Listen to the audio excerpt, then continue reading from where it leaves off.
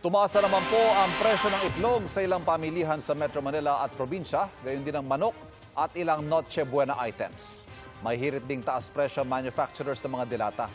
Nakatutok si Bernadette Reyes. Silog ang madalas na almusal ni Michelle at ng kanyang anak. Pero nakakabitin po. Kasi po maliit na talaga yung sukat ng itlog po. Hindi na po tulad dati na malaki po yung size. Dati po malaki, ngayon maliit lang. Para mahal kasi yung 7 pesos na ang pinakamurang medium size na itlog sa ilang pamilihan sa Metro Manila. Batay sa monitoring ng Agriculture Department. 6 pesos lang ito noong unang linggo ng Agosto. Dito sa Mega Q-Mart sa Quezon City, nagkakahalaga ng 8 pesos and 50 centavos ang kada piraso ng medium size na itlog. Pero bukod sa presyo, hamon rin daw sa mga egg wholesalers ang supply ng itlog ngayon. Tuloy-tuloy ang pagtaas. Kasi nag-umpisa tayo sa 170 small, ngayon 210 na. Kulang ang supply. Order namin ng 50 tray, bibigay lang 30. Kahit sa Gensan, ayon sa ulat ng Super Radio Gensan, tumaas na rin ng 2 pesos ang presyo ng itlog. Ayon sa Philippine Egg Board Association, noong Agosto, 5 pesos lang ang farm gate price ng itlog.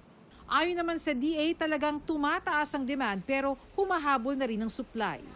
Ngayon ay nagraramp na uli sila ng production. So we can expect na lalapas na uli sa demand.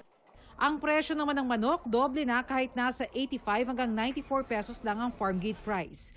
Bukod dyan, may hirit na taas presyo ang canned meat manufacturers. 36 na sentimo hanggang 2 piso at 50 sentimo ang hiling na dagdag presyo para sa ilang delata tulad ng corned beef, pati meatloaf at beef loaf. Hindi pa-approve yung increase. We are not insisting. Nakikiusap lang kami dahil yun talaga ang kinakailangan. Pati ilang pang Noche Buena, magmamahal din.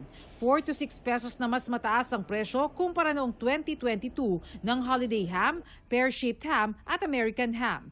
Sa kwento ng Philippine Association of Meat Processors Incorporated, mas malaki pa dapat ang taas presyo pero sinikap daw nilang panatilihin pa rin itong abot kaya sa mga mamimili. Kahit medyo masakit ang konti, mga 1 to 4% increase na lang yung gagawin natin.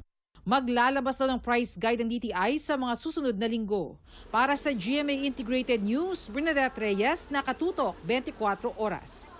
Mga kapuso, manatili nakatutok sa balita anumang oras. Mag-subscribe sa GMA Integrated News sa YouTube.